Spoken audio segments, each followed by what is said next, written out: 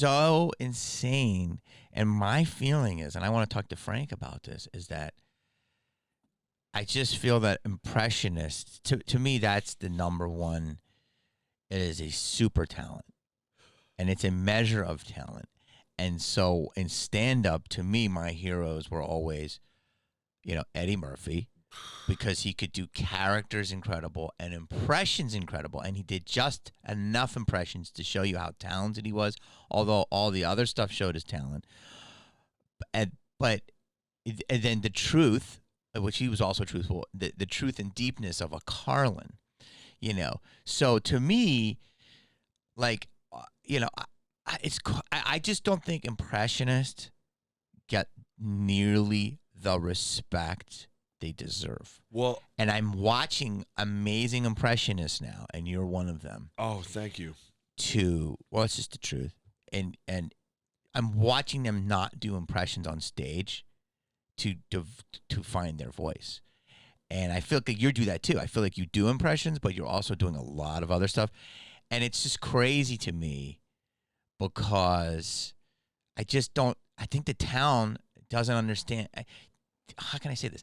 It's such a fucking talent, and it's so entertaining, and it's so marvel to watch. But I don't think that the audiences love it, but the town doesn't reward it enough. Do you agree with that, or am I crazy? No, I agree with you 100%. I think that part of it is that they believe... It's like, here's my little jukebox, but yet some actress who's like, you can do one thing in a movie, always looks like she had a sour fucking lemon. They're lauded. Well, for sure. I think that part of it is that when you do it in the realm of stand-up comedy, that people think that you're doing it in substitution for jokes, which I don't think. That's the thing. If you look at Eddie Murphy, I think that if you look at Caliendo, a joke machine. If you look at Robin Williams, like a machine. Yeah. And Melissa. Mm-hmm. So it's like, Machine. and Jay, it's like there's a lot of guys and girls out there who do it. I think that there was a stereotype that maybe was born before I got into it, like in the 80s. Danny Gans. Well, I was going to say it probably blew up most in Vegas because Jim Carrey said when he had saw Rich Little in Vegas, he goes, "That's the ceiling," and he stopped doing impressions from that moment because which I thought. Which Rich Little just not open for me, but did the 7:00 show at a Laugh Factory, and he still kills it. No, he does, and that's the thing. 83. I think that I think that the idea is if you can do both. I think that there was a stereotype of like somebody would do like here's my impression of Christopher Walken eating a bagel, and then which became sort of hack because it was just like, wow, the cream cheese is so creamy, and it's like, and the audience is like, oh, that's accurate, so we're applauding, but that it doesn't deliver, I guess, in some people's minds on the joke of it.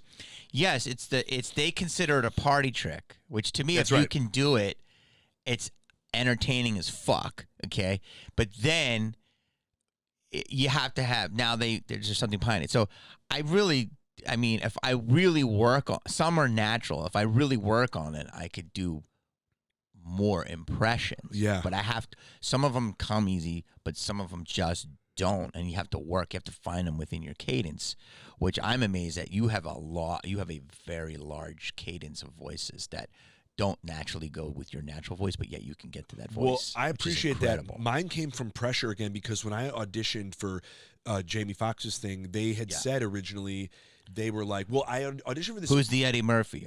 Well, he's like Eddie. It was gonna be. What's funny is they originally they asked. I auditioned for this show that never went.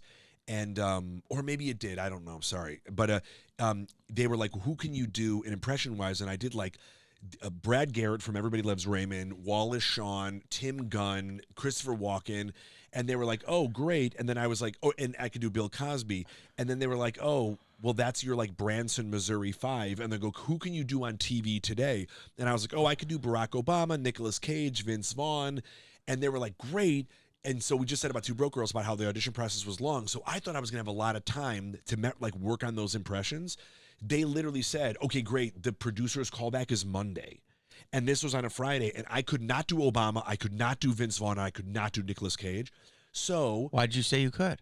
Because I thought I could learn them. Okay. In my head, because I had learned the other ones. Yeah. And I literally was thinking, Obama, I sort of had like done before a little bit, like maybe at a party trick. You know what I'm saying? Yeah. So in my mind, probably my ego was like, you could learn these. And, and then they're like, great, the callback is Monday. And I went for the producer session. And they're like, yeah. So just don't worry about those other ones. Just do those 3 you just told us about. Instead of them going, great, can we hear them from you now? Because those other ones, I think, were probably pretty damn accurate. They were like, oh, of course he can do those other ones he just said he could do. So I went home and watched. I had to go buy the DVD of Fred Claus, which Vince Vaughn is in with Paul Giamatti and Kevin Spacey. And I watched that movie for, I'm not kidding you, for 3 days straight. I used to have it, not now. I used to have that every line memorized. I could do it pitch perfect verbatim.